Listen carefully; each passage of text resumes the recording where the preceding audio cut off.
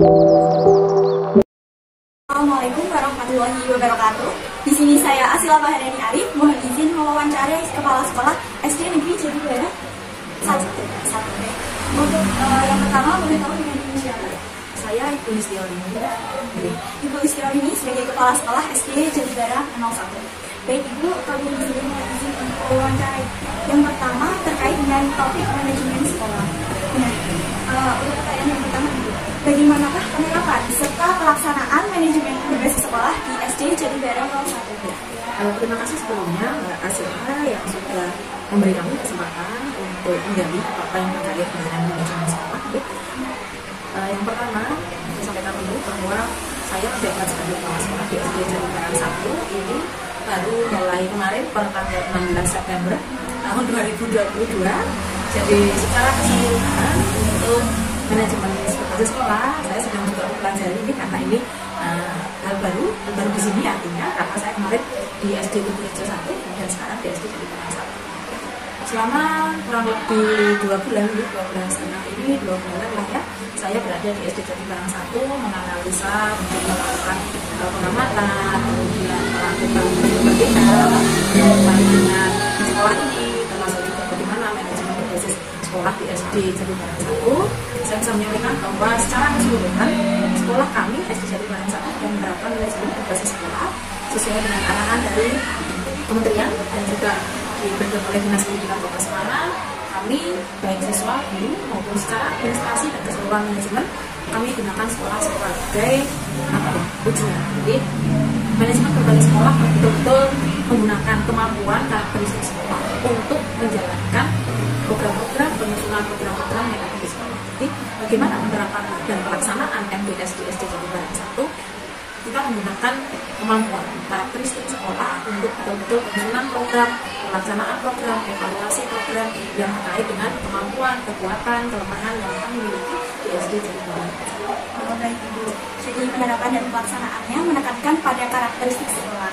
Nah, adakah kendala yang dihadapi saat penerapan MBS ini baik secara internal maupun eksternal, serta solusi yang diberikan? Baik Mbak, tentu saja dalam setiap pelaksanaan, apalagi ini manajemen, meskipun dalam penyusunannya, dalam pembuatan program-program, kemandirian kami, kemudian kita juga sudah melakukan kemitraan, selalu ada kendala. Nah, kendala-kendala itu eksternal internal pasti ada. Misalnya dari kendala permasalahan di internal kami, ada beberapa siswa yang memang dukungannya belum penuh, kemudian kalau ibu guru, kemudian daya dukung yang lain, sumber daya yang kita miliki, kemudian juga sumber dana yang kita miliki, kemudian kalau secara eksternal itu dari keterlibatan orang tua, karena tentu saja ini termasuk bagian dari karakteristik kami, orang tua yang tidak sama, tidak seragam, baik itu latar belakang pendidikannya, kemudian latar belakang ekonominya, ini kan mempengaruhi bagaimana kita menggunakan manajemen berbasis sekolah.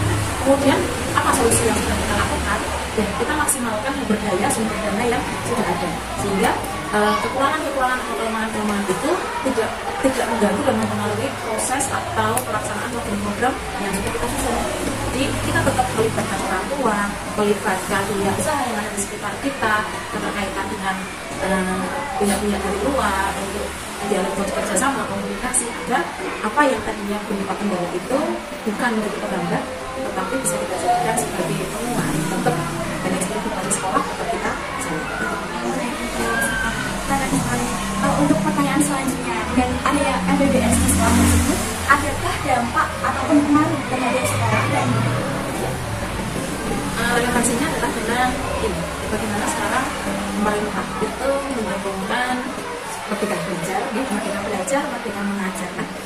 MBS manajemen berbasis sekolah itu sebenarnya adalah program yang sangat luar biasa, sangat berpengaruh bagi kami. Kami diberi kemerdekaan, kami diberi keleluasaan untuk mengelola, untuk memilih sekolah ini mau dibuat seperti apa, mau dibuat seperti apa. Relevansi yang sudah ditemukan oleh pemerintah itu kita sambungkan dengan manajemen berbasis sekolah, kemudian dampak bagi siswa, otomatis siswa menjadi keleluasaannya kita tumbuhkan, kreativitasnya kita tumbuhkan. Demikian juga dengan Bapak Ibu guru. Bapak Ibu guru, kita bisa membuat sekolah ini menjadi ibaratnya merah hitamnya, tapi tidak keluar dari koridor yang sudah disusun oleh pemerintah. tujuan pendidikan yang ada di rumah tangga, dampaknya sangat berpengaruh, sangat mempengaruhi. Dan pengaruhnya itu pengaruh yang baik, guru-guru jadi lebih leluasa untuk berkreativitas, untuk menggunakan pengelolaan kelas, menggunakan media untuk pembelajaran yang lebih efektif dan otomatis kemampuan anak lebih tergali. Anak menjadi merasa bahwa ini yang saya dengan anak-anak dan lingkungan dari sekolah dia bisa eksplor apa yang dilakukan. Jadi MBBS ini untuk mengembangkan lebih lagi dari sekolah Jatinegara 01. Jadi untuk selanjutnya, apakah menurut Ibu program MBBS ini diperlukan di SD yang perlu Mbak, ya perlu mengembangkan, otomatis dengan polesan, otomatis dengan evaluasi dan hasil refleksi kita tahu manajemen berbasis sekolah itu karena kan dia tahu kemampuan sekolah, dia tahu gaya hukum, karakter sekolah adalah otomatis manajemen berbasis sekolah ini menjadi hal yang penting untuk penyusunan program-program, untuk bagaimana kita akan menjalankan sekolah. Apalagi sekarang Mbak Asila juga tahu ya, bahwa perencanaan itu berbasis data yang didapat, sumber datanya adalah apa? Sumber datanya adalah rapor pendidikan. Rapor pendidikan itulah yang merupakan hasil dari manajemen berbasis sekolah. Jadi betul-betul itu adalah murni hasil dari sekolah. Tapi sekali lagi tetap harus disesuaikan berdasarkan pada program dari pemerintah dan tidak boleh menolak dari apa yang sudah dijalankan pemerintah terkait dengan sekolah dan pelaksanaan pendidikan. MBBS ini sangat penting. Kemudian kalau boleh tahu seperti apa program MBBS yang paling efektif diterapkan? Kalau yang salah satu implementasi dari program MBBS di SD Jatinegara 1 itu adalah kemandirian. Bagaimana contoh kecil saja, kami sudah menyusun soal tes itu sudah tidak lagi bergabung dengan sekolah lain. Jadi kami sudah setiap kelas bisa berbeda karena pembelajarannya sudah menggunakan pembelajaran yang terintegrasi, sehingga guru-guru sudah mulai menjalankan itu. Soal ulangan itu kami buat sendiri. Pengelolaan hal-hal lain yang berkait dengan kebijakan anak ke siswa itu juga sudah kami jalankan. Jadi kemandirian kemitraan itu merupakan implementasi dari MBBS. Dari SD Jatibarang sendiri menerapkan kemandirian. Oke, untuk selanjutnya hal penting apa yang harus diperhatikan ketika menerapkan MBBS ini? Hal penting yang harus diterapkan adalah pelibatan semua pihak. Sekolah tidak boleh mengambil kebijakan sendiri, harus betul melibatkan pihak-pihak lain untuk jalinan komunikasi koordinasi sehingga MBBS yang diterapkan bisa berjalan dengan baik sesuai dengan tujuan dan secara umum nanti tujuan pendidikan juga tercapai. Keterlibatan semua pihak itu dimulai dari siswa, kemudian guru, kemudian orang tua baik itu dalam departemen maupun komite, kemudian dinas pendidikan, ya sebagai stakeholder, kemudian juga keterlibatan bagian hukum, hukum yang kita miliki itu juga harus melibatkan semuanya dalam menyusun kebijakan. Jadi meskipun MBBS manajemen berbasis karakter apa yang dimiliki oleh sekolah, kita tidak boleh berjalan sendiri, kita tidak boleh karena ini sekolah ya sudah ini sekolah ini berarti milik saya harus mewakilkan, tapi melibatkan mendengarkan aspirasi dari semua pihak, melibatkan keterlibatan dari semua faktor, semua elemen yang nantinya akan merucut bahwa ini loh sekolah yang jadi barang satu itu kita ngobrolnya atas ide, atas pendapat dari semua pihak. Lalu dengan kemandirian yang ada tetap melibatkan faktor-faktor yang lain. Oke, baik, selanjutnya dalam pelaksanaan MBBS sendiri tolak ukur atau kriteria yang diterapkan apa saja? Kriteria yang pertama mungkin program-program di awal ya, pembelajaran di awal tahun ajaran kita menyusun baik itu rencana kerja tahunan, kemudian rencana kerja anggaran. Kita akan seperti itu sampai kan nanti di akhir tahun rencana kerja ini tercapai enggak? Kalau kelihatan program itu kan tertuang dalam sebuah rencana kerja, baik itu kalau yang 4 tahunan RKJP, yang tahunan berarti RKT dan RKAS ini ini tercapai enggak? Jadi evaluasinya tidak hanya di akhir tahun, setiap bulan kita evaluasi. Yang setiap bulanan misalnya di sekitar bulanan dari itu tercapai enggak? Ini tercapai enggak? Jadi kita berdoa dari rencana yang sudah kita susun, berdoa dengan RKT maupun RKAS apa yang jangka panjang ya. Jadi MBBS ini kalau tolak ukurnya disesuaikan tiap bulan, tahun, jadi bulan, triwulan, kemudian ada yang semesteran, kemudian ada yang tahunan dan cara perevaluasi. Kemudian dalam pelaksanaan evaluasi sendiri, manajemen berbasis sekolah di SD Jatibara 01 bagaimana? Evaluasi yang dimaksud? Evaluasi terkait pembelajaran, kemudian manajemen sekolah yang diberikan, apakah ada kekurangan? Berarti evaluasi secara umum ya, bukan evaluasi pembelajaran ya. Yang tadi saya sampaikan, tolak ukurnya apa? Jika tidak tercapai, berarti kalau kita evaluasi ya, misalnya rencana yang ini adalah rencana bulanan, kemudian ada yang rencana 3 bulanan, ada yang rencana 6 bulanan, ada yang rencana tahunan. Jadi, kemudian evaluasinya seperti apa? Evaluasi yang kita lakukan untuk mengetahui keberhasilan dari apa-apa yang sudah kita rencanakan dalam proses, ya itu di sini ya, baik itu pembelajaran, baik itu supervisi klinis, kemudian juga pengawasan, kemudian juga penilaian. Ini kan adalah evaluasi. Jadi evaluasi, kemudian juga kita mendengarkan saran pendapat. Kita ada saran untuk dari masyarakat bisa memberikan saran. Itu bentuk-bentuk evaluasi pada kita. Ya. Nah, kemudian perbaikannya bagaimana? Setelah kita evaluasi, kita yuk bentuk dari untuk memperbaiki, untuk memperbaiki apa-apa yang masih kita lakukan terhadap semua masukan. Baik itu masukan secara langsung, orang tua yang datang ke sekolah, kemudian maupun masukan yang melalui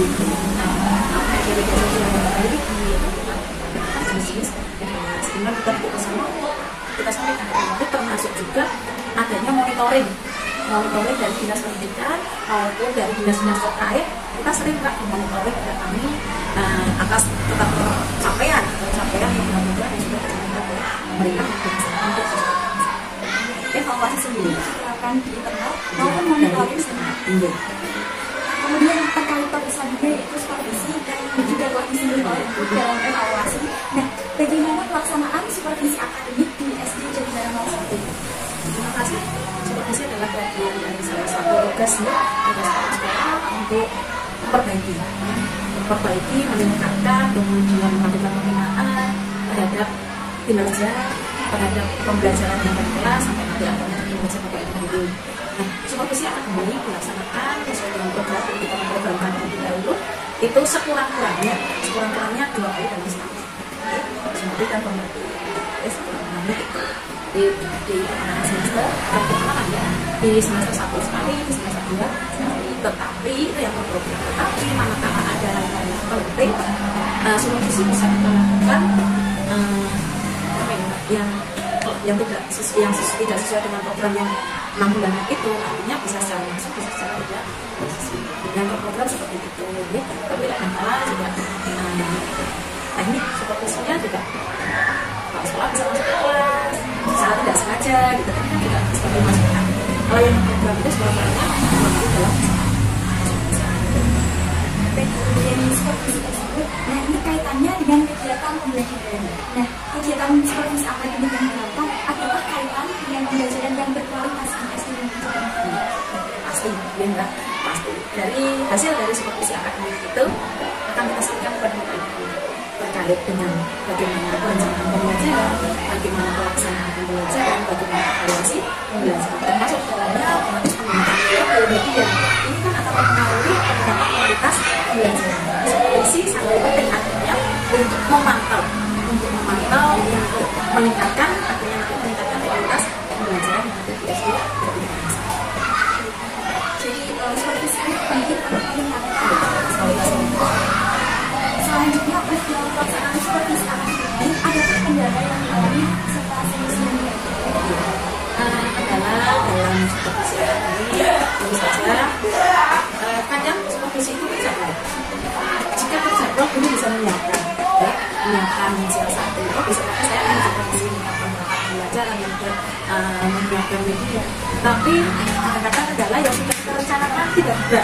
Saya ada soal lain. Ini kan termasuk kendala ya, sehingga semuanya tidak bisa berjalan dengan baik. Dan lagi di guru misalnya, sudah kita jadwalkan, tapi guru juga tidak pada tugas lain.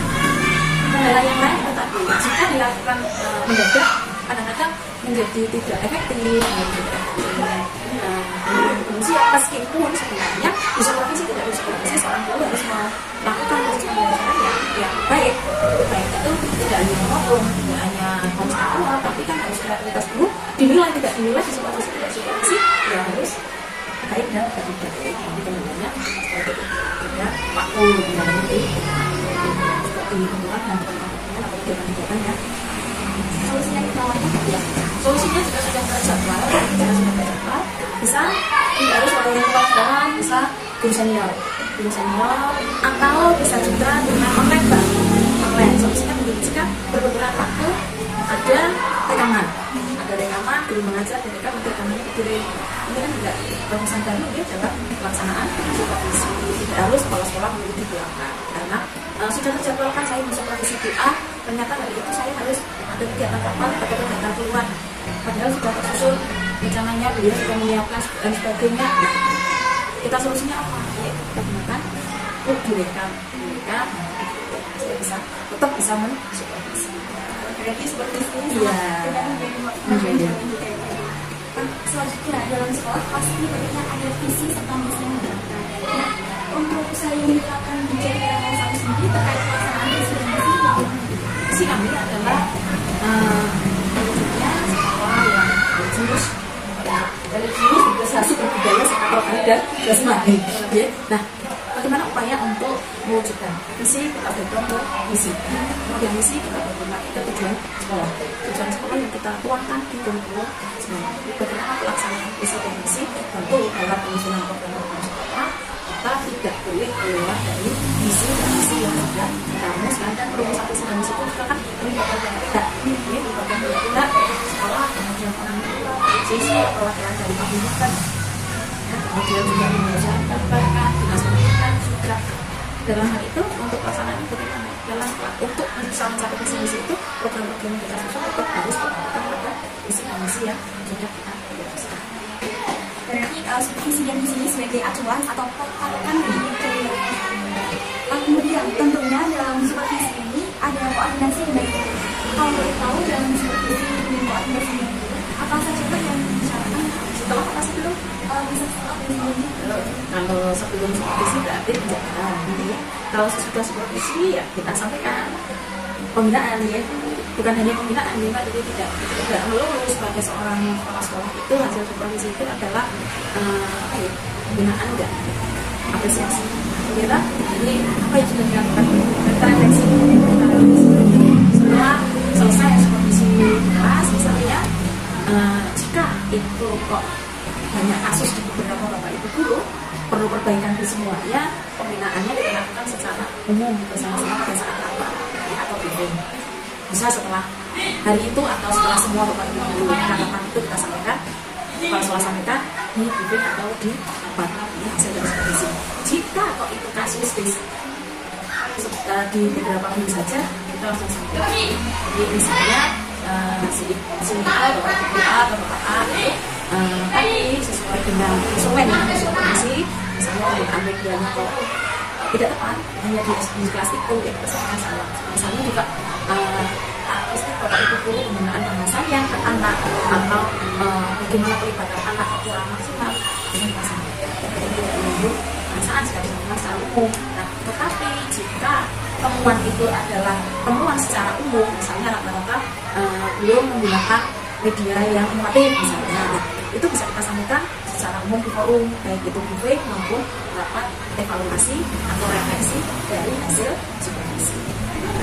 Jadi adanya pembinaan atau refleksi evaluasi dan refleksi dari hasil supervisi. Nah, setelah adanya pembinaan serta refleksi itu tindak lanjut dari supervisi tindak lanjutnya adalah bapak ibu guru akan meningkatkan temuan dari hasil supervisi tadi akan berbagi pada pembelajaran berikutnya, sehingga diharapkan setelah refleksi tindak lanjutnya ya anak itu memberikan perbaikan secara pembelajaran, pembuatan kelompok pembelajaran, pembuatan media ajar dan peningkatan kualitas pembelajaran. Dalam pelaksanaan supervisi kali ini dari mulai perencanaan, pelaksanaan serta evaluasi yang diterapkan dan manfaat yang didapatkan dari SDM di jajaran hasil supervisi evaluasi, setelah kita refleksi, setelah kita punya apresiasi bagi Bapak Ibu guru yang sudah melaksanakan pembelajaran sesuai dengan yang seharusnya diterapkan, pembelajaran yang berkesan siswa, pembelajaran abad 21 era sekarang. Manfaatnya apa tadi? Manfaat supervisi itu sangat besar sekali. Tadi yang saya sampaikan, supervisi akan sangat membantu untuk meningkatkan kualitas pembelajaran terutama bagi pembelajaran saya. Bisa dari supervisi setelah kita refleksi ditindaklanjuti oleh Bapak Ibu, otomatis ini akan meningkatkan kualitas pembelajaran. Yang tadinya hanya begitu-begitu saja, umpan baliknya tadi sudah disampaikan, Bapak Ibu tergugah untuk memperbaiki diri, maka secara kesinambungan ya kualitas pembelajaran akan meningkat. Sehingga harapannya visi yang sudah kita capai akan tercapai. Besar sekali mengikuti pencegahan. Kemudian dalam pelaksanaan supervisi anak ini, faktor-faktor apa saja yang mendukung agar tujuan dari supervisi tersebut dapat tercapai? Faktor yang mendukung agar supervisi sampai capai itu adalah faktor guru, kemudian faktor-faktor misalnya ini kalau pembelajaran berarti ada yang digunakan untuk sudah belajar.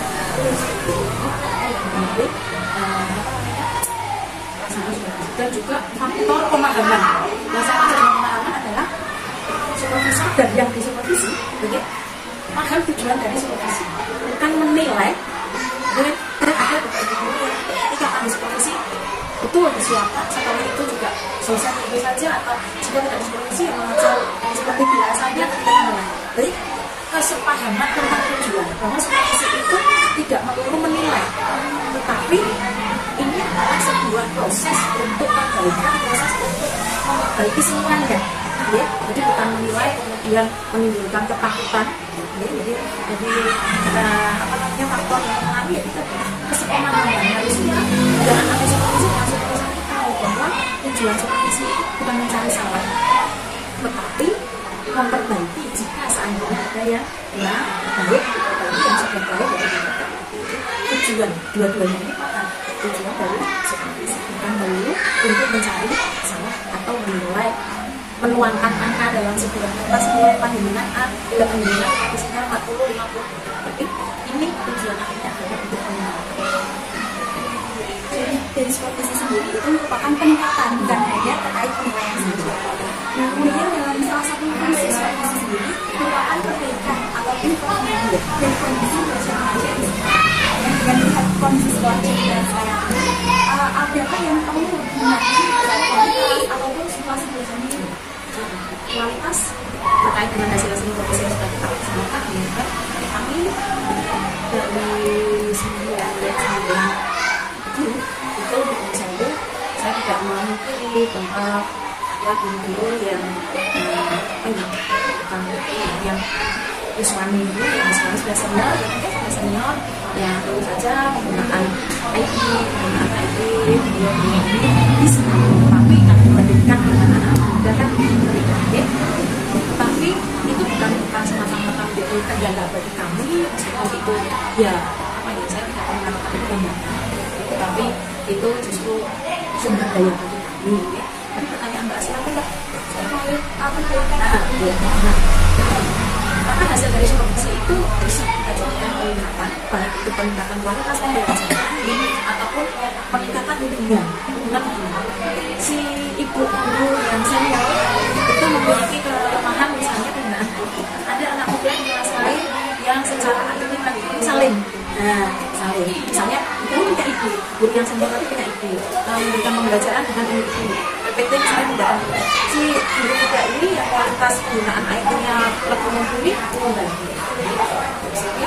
Diharapkan dari supervisi itu semuanya baik kualitas pembelajaran maupun hasil akhir dari pembelajaran. Pertanyaan kemudian adakah saran atau motivasi untuk kami sebagai mahasiswa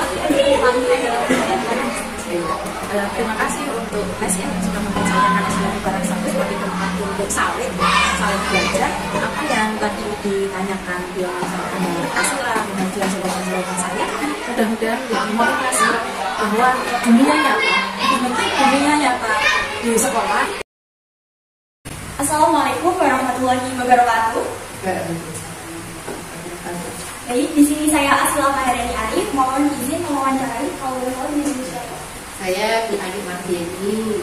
Saya mengambil kelas 5 di SDN Jatibangan. Baik, Pak. Di sini saya mohon izin mewawancarai terkait topik fungsi dan peranan guru. Nah, pertanyaan yang pertama, bagaimanakah sistem pembelajaran yang digunakan di kelas agar dapat memotivasi siswa untuk belajar yang lebih baik? Sistem pembelajaran di kelas yang bisa memotivasi siswa untuk belajar yang baik itu adalah sistem belajar yang kita itu seperti keluarga. Jadi kita tidak hanya mengajar, tapi kita juga mengasuh dan mendidik. Istilahnya sistem amal. Kita mengamui anak-anak kita itu supaya mereka bisa belajar menemukan ilmu yang dia cari, ilmu yang bisa dia dapatkan. Bukan kita sebagai seorang guru yang istilahnya kita hanya memerintah, tetapi kita harus memberi contoh, kita harus membimbing, kita harus mengasuh anak-anak kita. Bukan hanya tentang transfer ilmu, tetapi juga transfer etika, transfer bagaimana kita harus menyayangi manusia, menyayangi lingkungan kita. Kita tidak bisa seperti pembelajaran zaman dulu. Sekarang anak-anak itu lebih pandai, mereka lebih responsif dalam belajar. Jadi bagaimana kita mengarahkan keaktifan mereka itu untuk menentukan pengalaman belajar. Kemudian untuk peranan guru ketika siswa mengalami kendala atau permasalahan dalam belajar, bagaimana? Peran guru dalam menemukan siswa yang mengalami kendala belajar, satu kita selain membimbing dia, kita juga harus memotivasi mereka supaya mereka tidak patah semangat, tidak mudah putus asa dalam mempelajari sesuatu yang kita sampaikan. Kalaupun memang kompetensi yang kita sampaikan itu tidak bisa dicapai oleh siswa, ya kita harus menyesuaikan, menurunkan indikatornya sampai level mana yang bisa dipahami oleh siswa. Kemudian terkait fasilitas Jatibangan kelas 2 ini sendiri, apakah di dalam pembelajaran yang diterapkan? Ya. Sampai saat ini saya bersyukur ya Mbak ya, saya mengajar di kelas ini, kemudian bisa melihat kelas ini kelas rame katanya. Kelas rame, lampunya terus, musuhnya manjat, penuh sinyalnya, ada LCD, saya nggak usah pasang-pasang kemana-mana. Kalaupun saya ingin alat peraga, karena sekarang ini sudah bisa dibantu dengan internet, kita bisa menggunakan dari materi-materi pembelajaran di internet. Ya alhamdulillah menurut saya cukup buat edukasi tentang sarana-sarana yang bisa membantu belajar. Kemudian terkait referensi belajar, dalam kelas itu sendiri menerapkan sistem hanya dari buku teks dan ibu atau menerapkan dari sumber-sumber lain? Ya. Untuk ke anak, ke siswa, saya hanya menggunakan buku teks dan media belajar dari internet dan dari saya sendiri. Tetapi untuk menggunakan buku-buku yang lain yang harus dibeli, karena kita SD itu kan ada aturan yang harus kita patuhi bahwa diminimalkan siswa itu tidak membeli buku untuk pelajaran yang harus disediakan dari anggaran khusus. Kalaupun saya pakai buku bantu yang lainnya, misalnya untuk pegangan guru dari penerbit yang lain selain pegangan guru, yaitu untuk guru, tapi tidak disampaikan untuk siswa karena siswa sudah buku dari Terus terkait cara mengatur pembelajaran, tentunya sudah ada jadwal di kalender pendidikan. Nah, dalam kalender pendidikan sendiri tentunya terkadang tidak sesuai dengan jadwal. Nah, untuk itu bagaimana cara mengatasinya? Kalau di kelas 5 ini kendalanya memang banyak Mbak, untuk menyesuaikan jadwal. Bagaimana kita menyampaikan materi bisa sampai kepada siswa, sedangkan waktu kelas kita, khususnya kelas 5 itu banyak tersita, terutama untuk persiapan ANBK. Yang di kali itu hanya tertulis pelaksanaan ANBK 2 kali. Tetapi pada kenyataannya kita harus menyisipkan materi-materi ANBK itu setiap hari. Nah, jangan sampai materi ANBK itu kita tertinggal, kemudian materi yang memang seharusnya dari kurikulum juga tidak sampai. Kita harus bagaimana mengatur waktu dengan menambah jam pelajaran banyak 30 menit bisa di awal. Kalau saya di akhir, jadi kalau kelas lain itu mulainya pukul 12.30, kelas 5 mulainya pukul 13 tepat sebelum ANBK. Kemudian jika ada materi yang belum kita sampaikan, maka kita ambil ringkasnya dulu. Baru nanti jika masih cukup waktu, kita gunakan pengembangannya kepada siswa. Dibantu juga untuk tugas-tugas belajar di rumah. Karena memang kalau siswa tidak diberikan tugas belajar di rumah sama sekali, ya 70% siswa tersebut tidak mudah gitu. Tapi kalau ada tugas walaupun 1 atau 2, itu maka siswa akan termotivasi untuk belajar di rumah. Jadi ya tugas yang membutuhkan waktu lama penyelesaiannya bisa menjadi tugas individu yang bisa kerjakan di rumah, bisa dibantu dengan orang tuanya, dengan kakak-kakaknya, supaya mereka juga semakin dekat untuk hubungan orang tua dalam membantu belajar. Mungkin untuk terakhir, adakah saran serta masukan pada kami selaku calon pendidik di masa yang mendatang? Silahkan. Iya Mbak. Saran saya gimana ya? Kalau ilmu yang kita dapat itu supaya bermanfaat, bagaimana kita menerapkan ilmu itu nantinya dalam dunia sebenarnya memang jauh berbeda ya Mbak ya. Tapi paling tidak ilmu itu bisa menyembuhkan kemudian nanti pada saat terjun benar-benar ke dunia pendidikan bisa dilaksanakan dengan baik, kita sesuaikan dengan kondisi peserta didik kita, karena teori itu memang mudah, tapi praktek itu yang jauh lebih sulit. Terima kasih atas waktunya dan sharing pengalaman dan memahami pengetahuannya kepada kami. Mohon maaf apabila saya dalam tanya atau benar aku ada kesalahan. Ya, sama-sama, saya juga seperti itu. Karena saya juga pastinya pada pekerjaan merupakan saya sudah terlapis yang ini. Jadi saya juga kurang baik dalam kemudian saya juga minta maaf. Baik, terima kasih. Wassalamualaikum warahmatullahi wabarakatuh.